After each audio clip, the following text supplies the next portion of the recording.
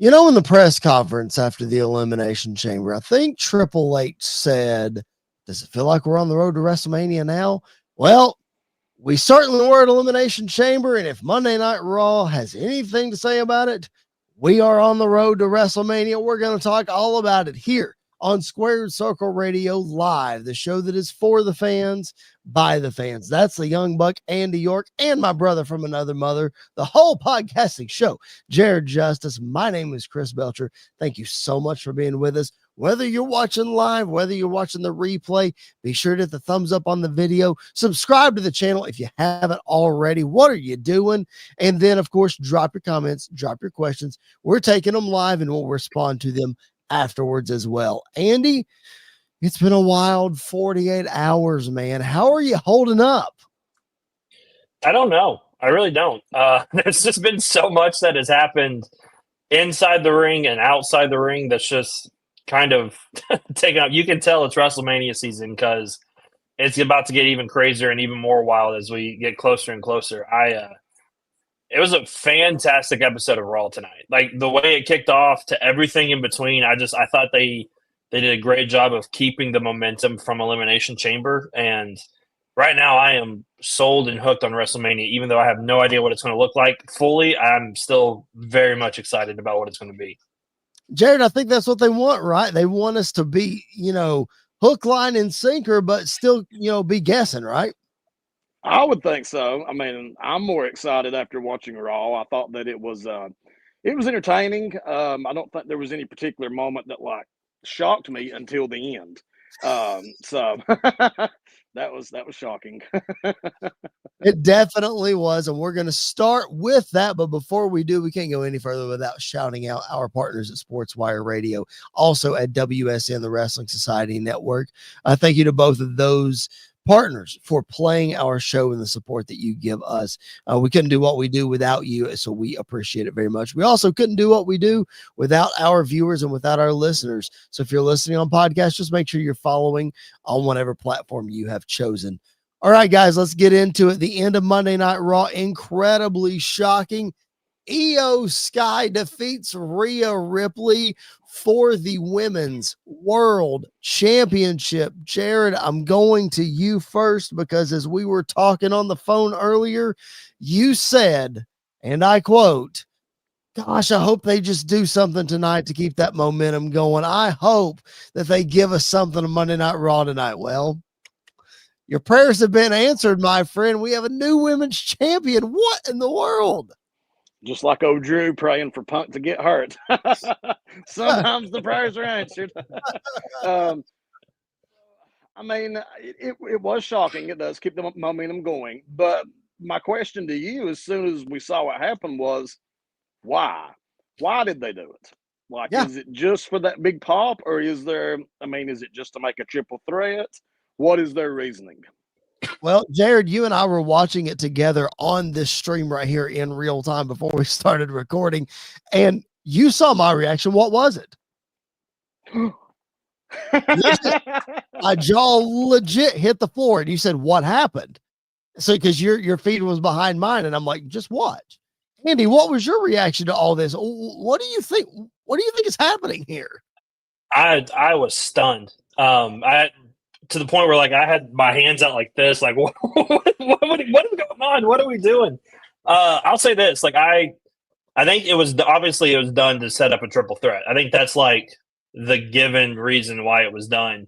But we asked for twists and turns on the road to WrestleMania, and this is absolutely a twist that I don't think a lot of people saw coming. And so kudos to them. It was a fantastic main event. I thought both ladies absolutely killed it in doing what they were doing. And I don't know. I was stunned that they actually did it. They actually pulled the trigger. Jared, I'm going to bring up a topic of conversation. As you see, I just pulled out my notes from last week's episode. Okay. I'm going to bring up a topic of conversation that Andy and I had last week that actually pertains to what happened tonight. Since you weren't available to be on the show last week, I'm going to pose this to you first, and then Andy, you can, weigh in after that. Andy and I talked last week about, Jared, how we've expressed over the last month or so, man, what's Cody's road to WrestleMania going to be? Is the chamber good enough for him? What is that going to be, kind of thing? Well, Andy and I last week said the same thing could apply for Rhea Ripley. Like, her title run just hasn't felt as important as the last title run. Well, Jared, put that into context as to what happened tonight. So I'm not saying let's look at the title run as a whole and judge it as good, bad, or indifferent. But what do you make of just, I don't know, the way that they're going about it? Because let's be honest, if we're rolling with this Bianca, Jade, Naomi situation, that rules out Bianca for winning at WrestleMania if we're going to a triple threat. I don't see Io retaining over those two women. So, Jared, are we going back to WrestleMania and just putting the title on Rhea? Like, what are we doing here? The only thing I can think of that makes sense is if they do just what you said. If they wanted to go into WrestleMania with Rhea needing something to conquer and then have that great shot of her holding the belt up, the pyro, all that stuff, another exciting moment for Rhea Ripley's career. I don't see any other way that it makes sense to take the title off of her right this close to WrestleMania. I mean, am I missing something? I mean, I can't. There's no other reason I can think of. Yeah, I don't know, because I see a shot. I see a way where Bianca wins, and it's kind of what we talked about on the Elimination Chamber post show, where maybe it's revealed Bianca was part of the attack on Jade, and so we get this heel Bianca taking out, Jade, or taking out Rhea and taking out Io and winning the title, and that's your shot. I really hope this isn't just to take the title off of her, just to put it right back on her at WrestleMania and give Io a short run, which I'm afraid that's that's more than likely what the case is. But I also wouldn't be against Io retaining at Mania. Like, we talk all the time about wanting to make new and upcoming stars.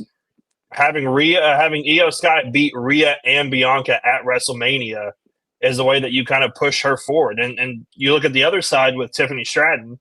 If you come out of WrestleMania with Tiffany Stratton and Io Sky as your champions, then you're kind of already setting the stage of this is a new era with new stars, and here are your two that we're putting out front.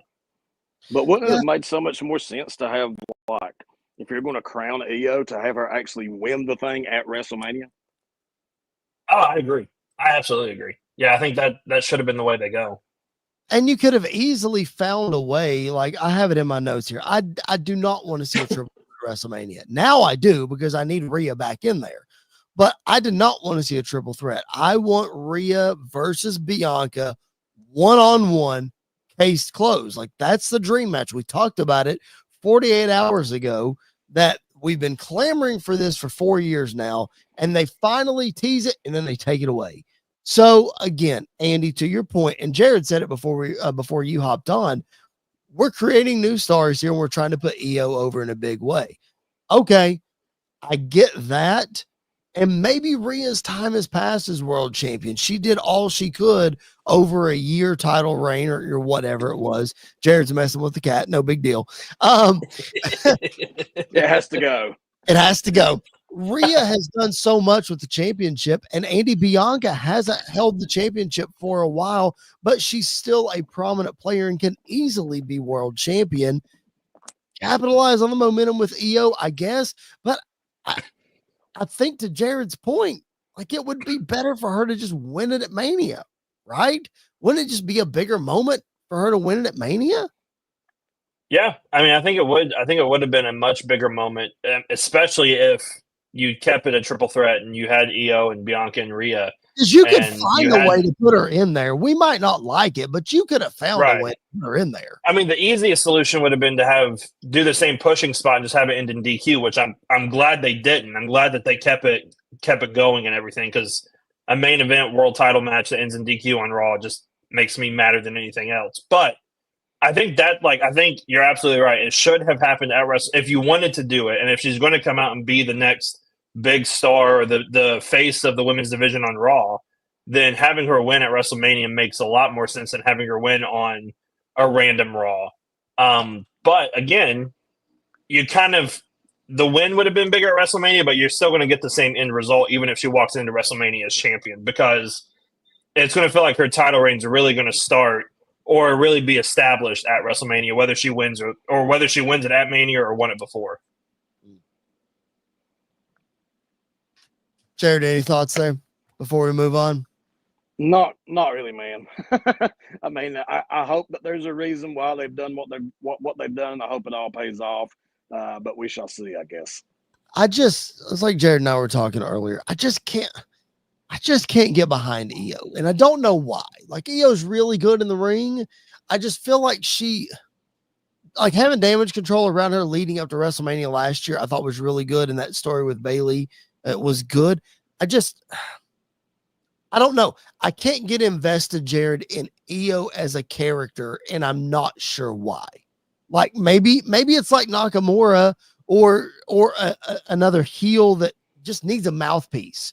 Or I know Io's a babyface, I get that, but like I don't know. There's something there, Jared, that I can't figure out. The language barrier. I mean, that would be the easiest guess, like we were talking about earlier. Yeah, I guess. I don't know. Andy, do you have I know, Andy, I know you're sold on Io, and I know you're behind her, and that's great. Like I'm not bagging you for that, but sell me on why Io, let's say Io does come out of WrestleMania as the face of the women's division, so to speak, which she's already done last year on SmackDown. Sell me on why that's a good idea instead of Rhea Ripley or Bianca Belair. I again think it's all down to the stories they put around. Like, because we talked about before, used to be able to like get over with the crowd for just being good in the ring. Well, that day has kind of come and gone because it seems like everybody, even your B and C plus players, are still really solid in the ring. It all goes around like the story that they're going to tell with him. So whatever they do, if she walks out of Mania as champ, whatever they do post Mania, they have to have a story in place to make that captivate. Whether it's a returning Asuka and we get Io versus Asuka for the world title heading forward, or Kairi Sane turns heel and we go Io Kairi, or we run back Bayley again. I mean, there's a lot of options, but you have to show the personality side that we got to see in like NXT, where people just loved her because she was a killer in NXT, and she doesn't look like a killer, but then she gets in the ring and she cuts a promo, or she gets in the ring and the bell rings and she's crazy and she goes off. So I think they just have to find a better way of translating that onto the main roster. I thought they, like you said, they did a great job of it last year with WrestleMania, because I think we were invested in that damage control versus Bayley storyline. We have to get that now past WrestleMania and figure out a new one for Io. I think the only way that I'm interested in any of this at all would be if Becky Lynch comes back and you've already put like Rhea into the match, making it a triangle match. And basically Becky says, well, if we're making it a three-way, then I'm making it a four-way. You know, if Rhea can be put back in it, then I want in it too. Have a four-way. I think that's the only way that I really care. I mean, I think that's a really good idea. I just wonder like what the argument's going to be from Bianca Belair at this point. Like once Rhea tries to get back in the match, like Bianca's like, this is my title shot. I earned it. She didn't earn it, you know, kind of thing. So I'll be interested to see how that plays out. And maybe that pushes Bianca to the heel side a little bit more, and that side comes out, and then we get the Jade Cargill stuff, and then it all works together. Let them cook. All right. If we've learned anything from this past weekend at the Elimination Chamber, it's the fact that Triple H is always cooking. Well, they always have stuff going on. We just might not see it. And none bigger, ladies and gentlemen, than the shock of all shockers at the Elimination Chamber this past Saturday night. Yes, ladies and gentlemen, this picture was just 48 hours ago. It was not 2012 or 2013. It was 2025. John Cena aligns himself with the final boss after winning the Elimination Chamber, making the WrestleMania main event official. There it is. There's the graphic. John Cena will challenge Cody Rhodes for the WWE Championship. Jared, it's been 48 hours. How are you still processing this whole thing? Like, what new thoughts since we've talked 48 hours ago have come up about this John Cena heel turn that we didn't see coming? I love how that, like in the graphics of John Cena, He looks like a mad Homer Simpson. Like it looks like he's just smelled a turd. Yeah. And he's standing beside The Rock, and The Rock's trying to smell it. Cena's already smelled the turd. The Rock hasn't yet. That's because, listen, the smeller is, well, not the smellers. The Rock is the one, if you can smell what The Rock is cooking. Cena can smell it, Rock just can't. Right. Like the Nation of Domination skit with Jason Sensation and the Owen Hart nose and, all the things. Okay, we're going off the rails. Get us back on, Jared. Come on. Dude, I mean, I'm so excited that John Cena's a heel. I love whenever that it would like pan out and show all the little kids with their John Cena shirts on, and they were crying and hugging daddy and trying to console their mother and hug onto them. I mean, it really just brought a lot of joy to my heart. So I mean, I want a John Cena T-shirt for the first time in my life. I'm just looking forward, man, to seeing what they do with all this, and like if the story kind of culminates in some big way at Mania, or if the story is John Cena winning, and then now we have to find somebody to get the title back off of him post WrestleMania. So I think it'll be an interesting ride. Yeah,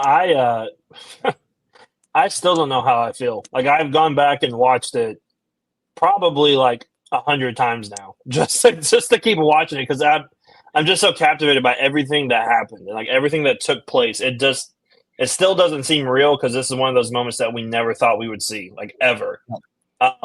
So like, even to the point where like at church on Sunday, people who haven't watched wrestling in years came up to me because they know I watch wrestling. Like, did he really turn into a bad guy? I'm like, yeah, he did. Like, it happened. So yeah, it's just like, it's a thing that like ESPN First Take, one of the first things they talked about was this heel turn. It's all over every major news source, because it's the biggest thing to happen in wrestling like in the last decade, if not more, if not of all time. So like, there's so many things and there's so many layers to it.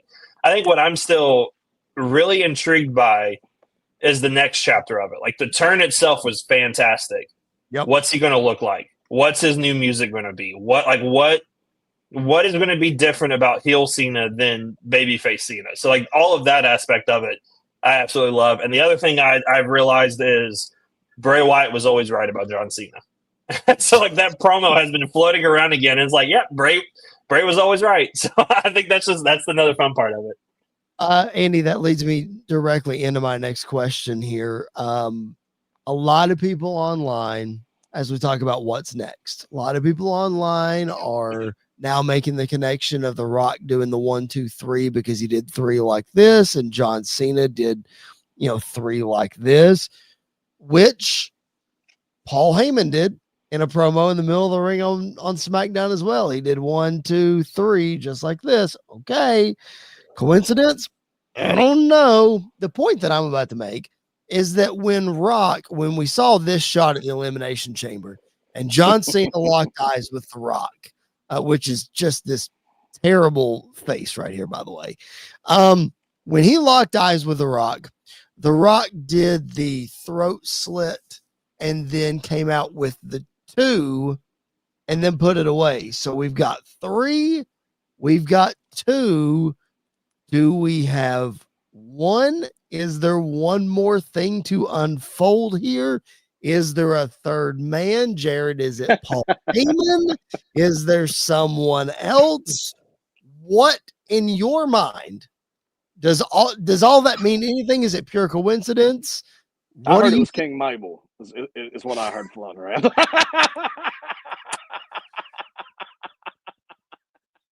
Just what I heard. That's what I heard, everybody. Well, listen, Triple H said in the presser that don't read the dirt sheets, because he said the majority of what you read is absolutely wrong. They don't know what they're talking about. He said that in the presser. So Mabel is wrong. Like I said, Aaron Grisham is in the chat. He says the third man is definitely not MJF, but Eugene. There you go, Jared. There's your third man.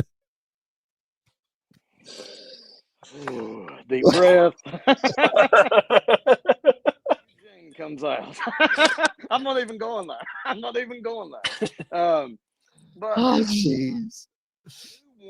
I do wonder, is is Roman one of the next things? I mean, if we had 3 and then he did the 2, we're down to 2.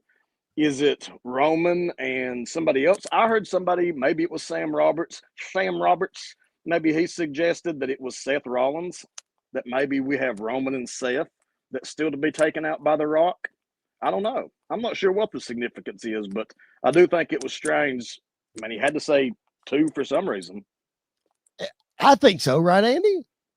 Yeah, I mean, I think it's definitely done for a reason. And if we're talking about like third man, who could the third man be? I think it would be very interesting to see a young or like a new star being put into that role to be like the mentor, like the new version of, Evolution or the Bloodline, even if you want to look at it that way, of maybe it's like Rock and Cena and a Jacob Fatu, or somebody young that can gravitate towards them, that also has beef with Cody and Roman and some of these other guys that they have.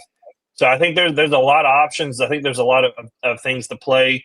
The third man could also just be Travis Scott. Like it could be that simple, that it's just Travis Scott and they're waiting for Bad Bunny to show up again and have Travis Scott run in, and we're going to get the same moment, but with that. But I don't know. I think it's done for a purpose and it's done for a reason. And maybe we find out at WrestleMania, like maybe Rock comes out and does something else and holds up a 1. And that's part of the reason why I think it might be Bloodline related, is because they're the one. They always hold up the 1. So I think it could be definitely Bloodline related with Paul Heyman and maybe a Jacob Fatu or a Solo Sikoa. I'm going to turn to Aaron Grisham in the comments, because he is throwing a suggestion out there that has to do with the Bloodline. And this could be a situation where this guy loses his WrestleMania match, has been told that he can't do it on his own. He can't do it on his own. He can't do it on his own. And guess what? He loses at WrestleMania again. And the third man is actually Jey Uso. That would be cool. One to turn on Cody Rhodes as the last one. And Cena passes the torch just like he did at the Royal Rumble when Jey Uso eliminated him. Cena passes the torch. Rock endorses him. The new High Chief is Jey Uso, and we bring it full circle with Roman Reigns one more time. Jared, I think that'd be awesome. Yeah, I think me and you were talking the other day about like Jey Uso has the most to gain out of like being pushed some way in this feud. Yep. He needs something, I think, other than just winning the title at WrestleMania. I feel like he needs something. And a heel turn, man, best time to turn him is when they're the hottest. And man, he's hot right now. Could you imagine, Andy, if Jey Uso does win and still turns, and John Cena wins, and they're both holding the gold with The Rock at the end of WrestleMania?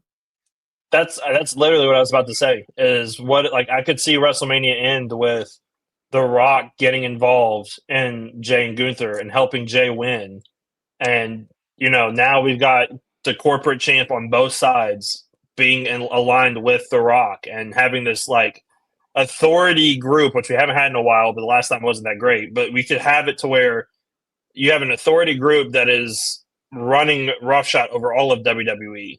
And who's going to be the ones to take him out? You could have Cody try. You could have Roman try. You could have CM Punk try. LA Knight try. Like you could make a lot of stars out of this and build a lot of people up. So I'm not against it. I think it'd be great. A heel Jey Uso by himself, I don't know what that looks like, but it very much intrigues me. Like I am very intrigued to see what that looks like, because like Jared said, he's probably one of, if not the most over stars in all of WWE right now. All right, if you look back, let's go back to Elimination Chamber and specifically John Cena. By the way, if you're watching us live, thank you so much for doing that. Please hit the thumbs up button on the video. Please subscribe to the channel. 90% of our viewers, yes, 90% of our viewers are not subscribed, guys. It's not hard. Please subscribe to the show, and make sure you drop a comment, drop a question. We are monitoring those as I'm throwing up Aaron Grisham's comments here. He is flooding the chat. We appreciate that so much. Listen, as we look back at John Cena and what happened at the Elimination Chamber, this heel turn of all heel turns, blasting Cody Rhodes in the face with his Rolex, busting him wide open, Triple H in the presser confirmed that at the end of the night, he took control of the show. He was calling all the camera shots. He was the one telling everybody what to do because nobody knew exactly what was happening. Same thing happened when CM Punk returned at Survivor Series in 2023.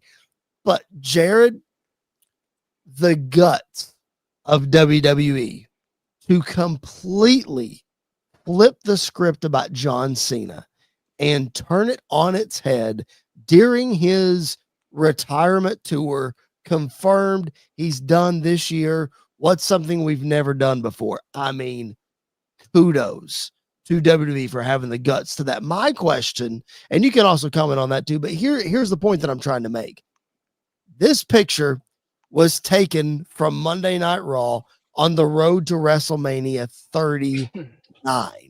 Now, as we say, the beats of these things, like the little intricacies here and there each week, might not always be planned out, but the big steps are planned out.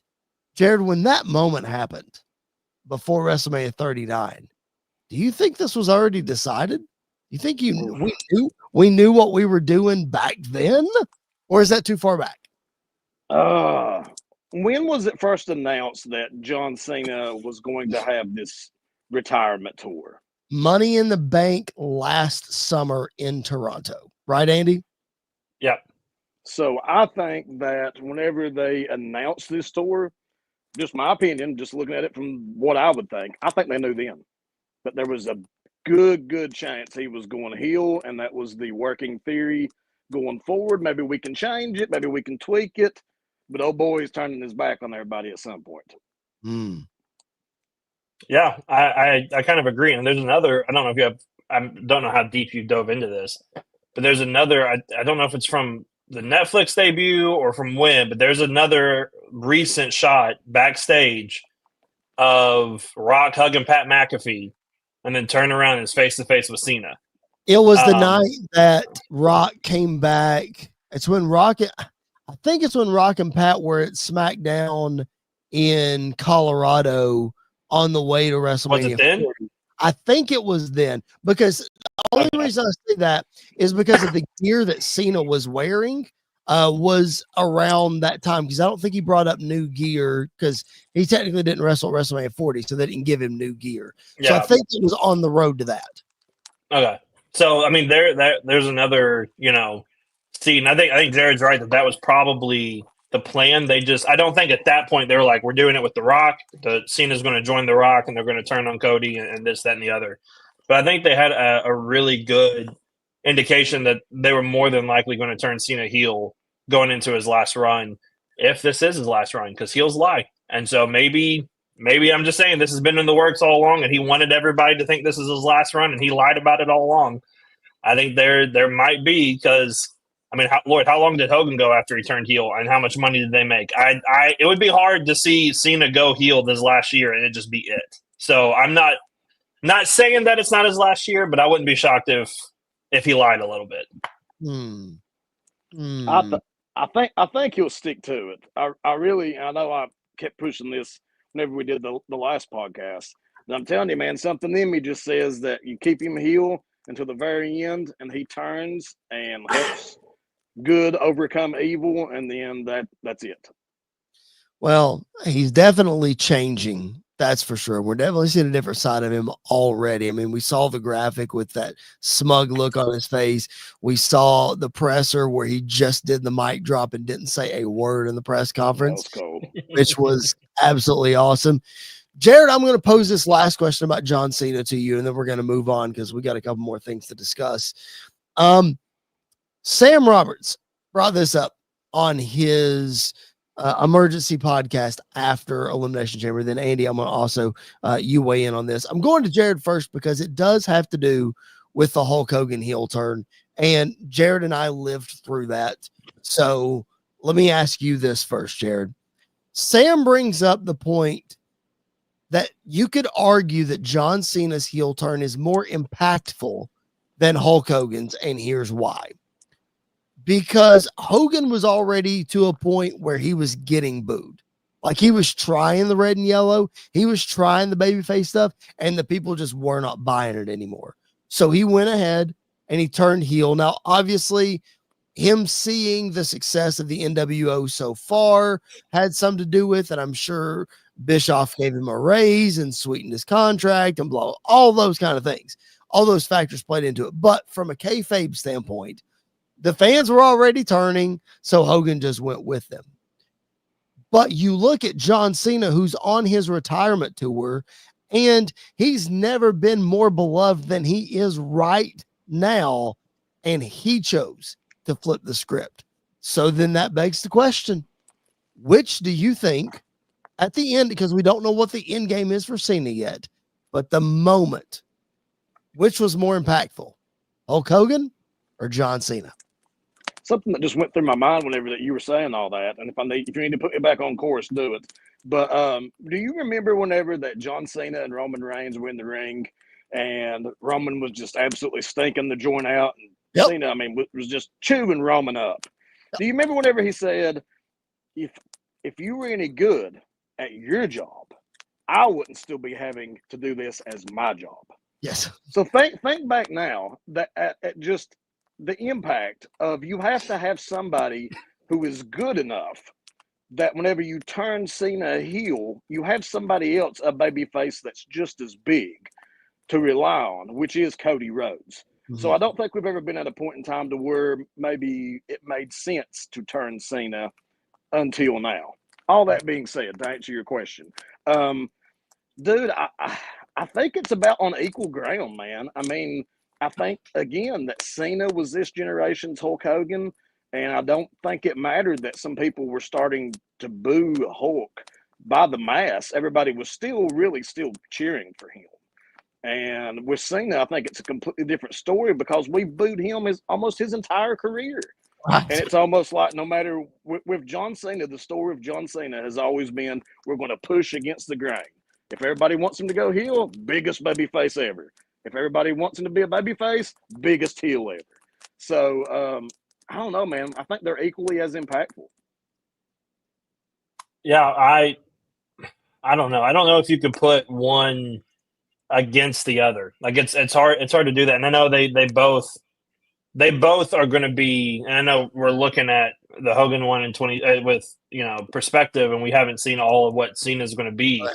But just in the 48 hours, it's flipped the wrestling world on its head. So like it's got the same impact that the Hogan turn did.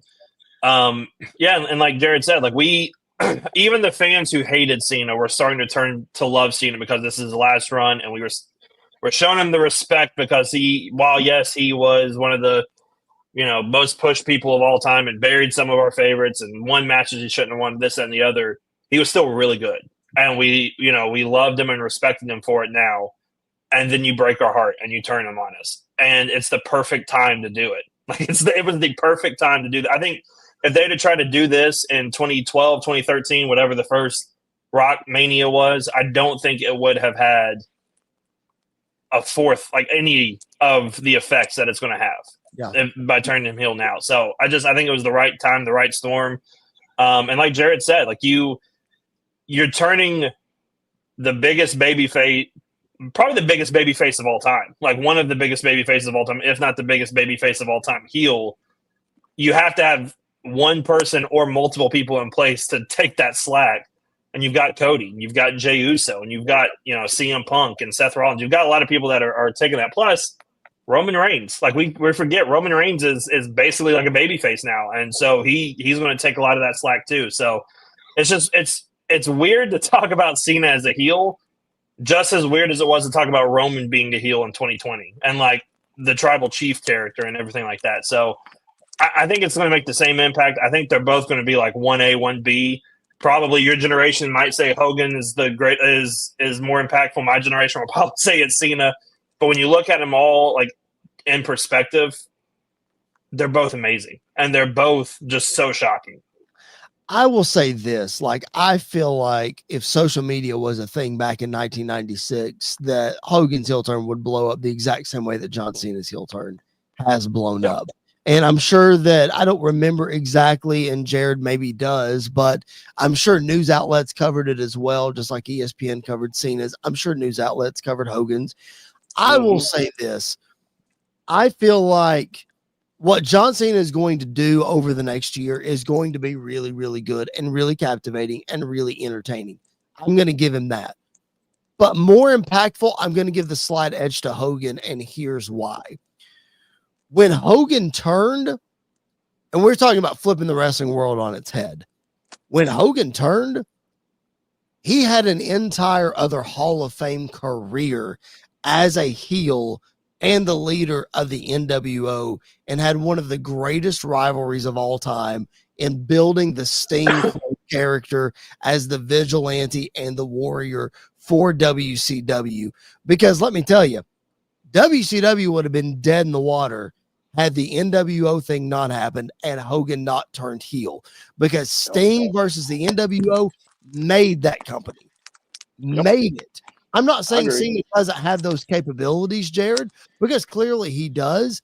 I just don't think he's going to get the time or the chance to have that much of an impact. And it's cool too, because you're kind of in the middle of me and Andy. Like, I lived through it and I have a really good memory of it. Andy, I don't. When were you born, Andy? 96. December of 96. So December of 96. He was 6.5 months after the Hogan heel turn. Wow. Okay. So he wasn't even alive through it. So then you have Chris, who was young, but he still remembers it. So I kind of trust your judgment the best on who, which event is going to be more impactful. But I don't know, man. It's you look back at all the big moments in wrestling, and these have to be the biggest two events: Hogan and then now Cena. Yep. I mean, you could try to make the argument the day that Vince finally left. That might be another big event that nobody can deny. So those three events, looking back through all my 40 years of watching wrestling, those are the ones that stand out to me. I mean, I'd be hard pressed to sit here and think about a fourth one, Andy, but as far as the impact in the wrestling business, I mean, let's put it to it this way, Andy. You and I discussed the Mount Rushmore of heel turns not long ago. This one immediately goes to the top four. Like, there's no doubt about it. I mean, I don't know who we're kicking off. We might be kicking off Seth Rollins and the Shield at this point, but Cena goes to the Mount Rushmore for sure. Yeah. I don't think there's any debating that Cena's heel turn is not, no matter what, even if it's horrible from here on out, the turn itself is just was done perfect, like to perfection. So, it automatically goes as one of the greatest heel turns of all time, if not the greatest. Yeah, he and Hogan, like you said, 1A, 1B right there. Just depends on the day, really.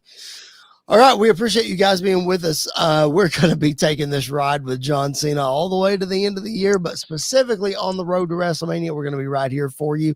Make sure that you're locked into the channel. Make sure that you like the video, subscribe to the channel, follow on whatever podcast platform that you are listening on. We would appreciate that support so much. You know who would also appreciate your support?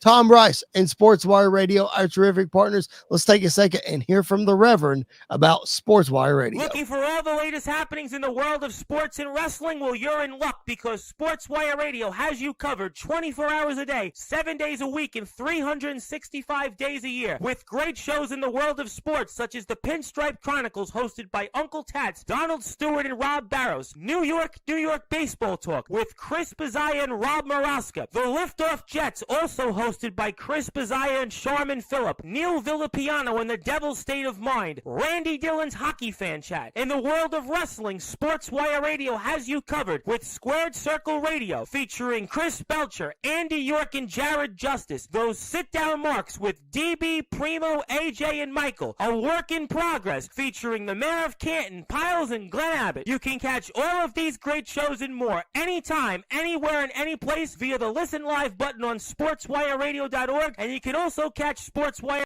Radio anytime on YouTube at SportsWire Radio 6579 to catch all the latest happenings in the world of wrestling. SportsWire Radio has you covered. It's all sports matters and all wrestling matters here on SportsWire Radio. I am your host, the owner of SportsWire Radio, the #1 global radio station, the owner of the Promo Wrestling Federation, and one of the owners of the Pride Wrestling Federation, your voice, figuratively and literally, where all wrestling matters, the Reverend Tom Bright. All right. Love that dude. Appreciate his support so much. All right. We got one more big picture topic to get to, and then we'll hit some quick hitters as we wrap up here. And that is, Andy mentioned it a few minutes ago. Actually, mentioned it at the top of the show. The way that Monday Night Raw kicked off tonight was just absolutely red hot. You had CM Punk, before this brawl even took place, you had CM Punk coming out and just laying it down with an incredible promo, calling out Rock, calling out Cena for being bald, all the things, and talking about Seth Rollins. Well, here comes Seth Rollins. CM Punk meets him in the aisleway, and they brawl throughout the evening, guys, leading to an announcement from Adam Pearce that next week at Madison Square Garden in a steel cage match, CM Punk versus Seth Rollins, one-on-one once again. Andy, you brought it up at the top of the show. What a way to start and weave this throughout Monday Night Raw. I think they did a fantastic job. Yeah, it was absolutely awesome. Just kicking the night off with a angry CM Punk and just letting him go out and cut a promo is a recipe for success instantly. And I think it was a great way to kick off the night. Him just tearing into The Rock, then tearing into Cena, and then tearing into Seth. And then I'm glad that it wasn't a promo back and forth, because after what happened in Elimination Chamber, that would have made no sense. But for Seth to just come out and then just brawl, like just brawl all night long. Honestly, I could see that being the entire build. If we go to a WrestleMania match between these two or whatever that looks like, every week's going to end with them in a brawl at this point, because the hate for each other is as big as what it was for Drew and Punk. My only question is, does the match even happen? Because does Roman show up at the beginning of the match and close the door and just all three of them start going at it, or does he show up at the end? Because it's absolutely happening one way or another. He comes up through the ring just like the Undertaker. I never really thought about any of that, but I sure love the way they brought the energy. I mean, that's the way to kick off a show. I always think of, like, whenever I was back in school and you have that one really irritating kid that just follows you around, and maybe it's time for the spelling bee and it comes down and you look over and it's you and that kid and you're like, God, I hate this guy. And he just will not leave you alone. That is what I feel like Seth Rollins is doing to poor CM Punk. Punk cannot rid himself of this man. It's like a wart on your hind end. You can't get it gone. And do you think the cage match is finally going to be the blow off, or do you think this thing is just going to drag right on to, Hell in a Cell, I guess, is about as far as you can take it, isn't it? Yeah, that's exactly what I wrote down in my notes here. I feel like this has to lead to either Hell in a Cell between these two guys at WrestleMania, or a triple threat adding in Roman Reigns. Like Andy said, maybe Roman shows up at the beginning, shows up at the end. Who knows? I don't know. And the reason I don't know, Jared, is like, I think all three of us sitting here would be perfectly fine with a Hell in a Cell match between Seth Rollins and CM Punk at WrestleMania. Like, we're all three in agreement that that's a great match. But Jared, what do you do with Roman Reigns? Like, he has no match at WrestleMania at that point because The Rock's not going to wrestle. It's too soon to rush a Jacob Fatu match. You don't want to do Roman and Solo again because that doesn't make any sense. No. You could, in theory, add him to Cody versus Cena if you're playing into this whole Rock 1, 2, 3 thing. Okay, I can probably get behind that. But what do you do with Roman if he's not involved in this match, Jared? How crazy is it that we're actually talking about WrestleMania and how excited we are? And, like, if we don't see Roman Reigns on the card, I think we will. But if we don't, we don't really care because there's that many huge stars right now, and there's that much going on that keeps our attention that we don't need Roman Reigns. And who would think that we would ever say that? Same way I never thought that I would say I wanted a John Cena t-shirt. A lot has changed. A lot has changed since Hunter's taken control, man. Yeah, I think if the easiest one that you could just pick up and kind of go forward with would be Roman and Drew. Like, I think you could find a way to make that happen with Drew just hating the bloodline and blaming the bloodline for everything and his problems and blaming everybody for going back and helping Roman and all of that. I think you could do that. But again, like, the match itself between Punk, Seth, and Roman would be great. I don't think anybody would deny that. It'd be great. But it's not as intriguing as Seth and Punk inside Hell in a Cell at WrestleMania. Like, that is the matchup I would rather see than the triple threat, because I just feel like we're putting these three guys together because we're doing Cody Cena and we're doing Jay Gunther. And so we have to put the three next biggest stars together in the ring because we have nothing else planned for them. That's my biggest complaint about putting those three together. But again, like, I don't think it's necessarily rushing if you do Roman and Jacob. Like, I think you can make that happen pretty quick, but it's not going to be done justice if you do it that quickly, I think. And you just had Seth smash Roman's head into the stairs. So wouldn't you think that the first person he's going to go after, man, would have to be Seth? I mean, could you do a three-way Hell in a Cell? I purposely didn't answer your question, Chris, because I couldn't think of anything to do with him. But I mean, you could drop him in a Hell in a Cell, make him come back and just kick the crap or do something big to get back at Seth, and then to where the point that it makes sense for all three of these men to hate each other. I don't know what you would do to get him and Punk really pissed off at each other, but could that be how you work in something about the favor? Yeah, it's those three guys. Exactly what I was getting ready to say, Jared. The favor is there, and you've got Heyman sort of playing the middle between Roman and Punk, and that could be it. You know, Roman's like, okay, you're my wise man, but what are you doing with this guy? Blah, blah, blah, blah, whatever. You could sort of play Heyman in the middle there. Quentin, thank you for your comment. We appreciate it. Insane Elimination Chamber. Can't wait for WrestleMania. We can't either, man. It's going to be a spectacle. And again, I can't believe we're talking about a WrestleMania card where we don't have a clear direction for Roman Reigns. We said the same thing about Cody Rhodes last week, and now we're saying it about Roman Reigns. Andy, I think to your point, you could rush Roman and Jacob because it's a dream match. All you have to do is put them face to face, do what Triple H and Undertaker did, just look at the sign, and boom, we're off and running. Well, I mean, that's fine. I think you got to do for storyline purposes. You got to have Jacob versus Solo first in order to build that a little more. But I know that it's not the triple threat that makes the most sense because, again, my triple threat is Punk, Drew, and Seth inside Hell in a Cell. That's what I would do, but I'm obviously not booking. The more and more I think about it, you can make Roman, Seth, and Punk work, Andy. It might not be exactly what we want, but as you said, it'll be a great match. It makes Roman feel like an afterthought, unfortunately, you know?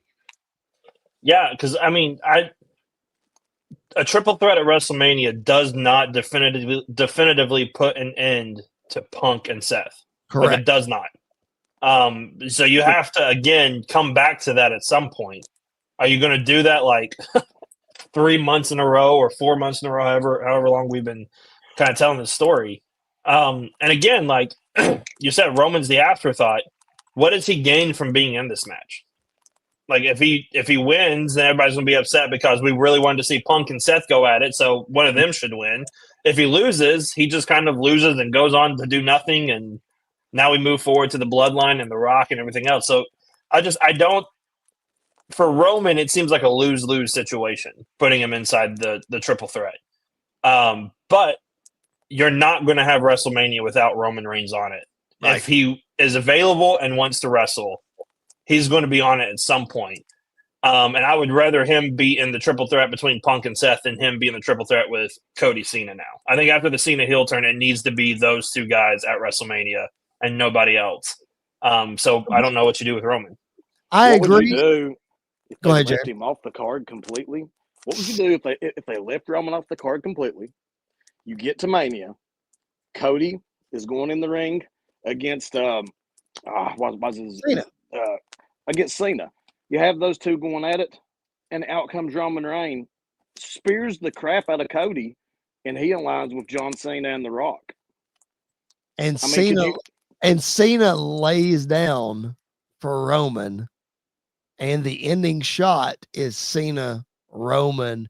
Or you say this, Cena talks about how he wants to shake the hand of the man who wins 18. Roman's not close to 18 yet, but could you imagine if Cena won 17 and then laid down and Roman pinned him and Roman won the title just right there? So Cena gets 17 and then he's not champion anymore. I mean, crazier things have happened. The one that you didn't bring up, Andy, and Jared, I want your take on this, is it might be a lose-lose situation for Roman in this triple threat match because you don't resolve Punk and Rollins. You probably don't resolve Punk and Roman because we have Heyman in the middle and we have the favor, like you mentioned. But Jared, the big one that we're all clamoring for, you in no way resolve Roman versus Seth, which we've been begging for a proper one for years. So you don't fix that one either. It's just, I don't know. There's Yeah, it's crazy to think that Roman's not on the card, but other than some sort of big impact, what other sense does it make as to why they've left him off that card? Right. I don't know. I mean, unless he's not going to be available, like unless he's shooting a movie or off doing something else. But again, I don't know why he wouldn't be available for this WrestleMania. So I don't know. It's a decision and it's a weird one, but I don't know what the plan is. It could be. I mean, we could go the John Cena route from WrestleMania 34, where he just doesn't have a match. Somebody shows up and challenges to a match, or he does an open challenge at WrestleMania. I mean, you could do something like that, but again, that just feels, coming off of the 2-year or 3-year run that we've had with Roman, that feels like a letdown. Well, yeah, it feels like a letdown. Yep. Again, as we've said throughout this show, let's let Triple H cook. Let's let him figure it out. It will be fun. It will be fine. I trust Roman Reigns is one of those guys that I trust in Triple H's hands as far as booking decisions and all that. Like there are some guys that, like AJ Styles hasn't been booked great under Triple H. There are several guys, Johnny Gargano, I don't think has been booked great under Triple H. Roman Reigns, he's going to be fine. I think we're going to be okay with Roman Reigns under Triple H. Again, we appreciate you guys being with us, whether you're watching us live or watching us on replay. Make sure you drop your comments, drop your questions, and like the video, subscribe to the channel, most importantly. We would appreciate that so much. All right, guys, as we get ready to tie a bow on this episode, a couple other Raw notes that we just want to hit. I'll throw out one, and then I'll throw to you guys after you give some thoughts and just a couple of things that stuck out because, again, tonight's Raw was entertaining. It was really good. We're picking up momentum to WrestleMania. So just some things that stuck out. Here's mine. Jared, I'll go to you first. I'm still waiting on more than just a brawl in the middle of the ring or outside the ring or what have you between Gunther and Jey Uso on this build to their World Heavyweight Championship match. I need something else, Jared. I'm not sinking my teeth into this ever. Now, Jey Uso cut a very passionate promo backstage. I'll give him that. But I can't sink my teeth into this. I can't just rest on the laurel that Jey Uso is the most popular wrestler, and that's going to carry me through. I need something else, Jared, and they're not giving it to me. And I was trying to think as you were talking what else they could do. My big thing was going to be that I think that we need to get Penta away from friggin' Corral. I'm tired of those guys going at it every single week, and then sometimes you throw in Butch, whatever his other name is that they're calling. He done. Thank you. That's another thing that it's like I need something more. I see what you're saying. I just don't know what they do to give it that extra oomph going into Mania. Yeah. Andy, what Yeah. was the takeaway from you for Raw? One of the biggest takeaways for me, it's actually been like the last 2 weeks, I think, maybe 3. I haven't seen that much of it. But have you noticed every single Judgment Day backstage segment with Finn Balor? Have you noticed what's been over his shoulder? The demon. The demon Finn Balor logo has been appearing back up over his shoulder. So I think we are heading back to the demon Finn at some point, maybe WrestleMania. It seems like he's going to be involved in the Intercontinental Championship match vortex that a lot of people seem to be in right now. But maybe post-Mania with Judgment Day, I think we get Demon Balor back at some point. And then the other takeaway, not from Raw, but the news we got before Raw, how long before Rey Fenix shows up? Because he is now a free agent. So I think it's going to be pretty quick. Whoa, I did not see that. Thank you for scouring the Twitter spaces for us. Rey Fenix is officially a free agent. Oh, yeah. Oh, buddy. Yeah. I mean, He has been removed from the AEW roster page and has, according to Fightful Select, has been made a free agent. So do they keep him before? Like, do they keep? And apparently, Fanatics has already started making merch for him. So like, he's WWE bound. So does he show up before Mania or does he show up the Raw after Mania? Who knows? Listen, Jared. I am trading Penta over to SmackDown. I'm bringing Rey Fenix in. I'm putting them into that tag team nonsense that's going on, and they're coming out of WrestleMania as the tag team champions. That's what I'm doing with Rey Fenix. Yeah, makes sense.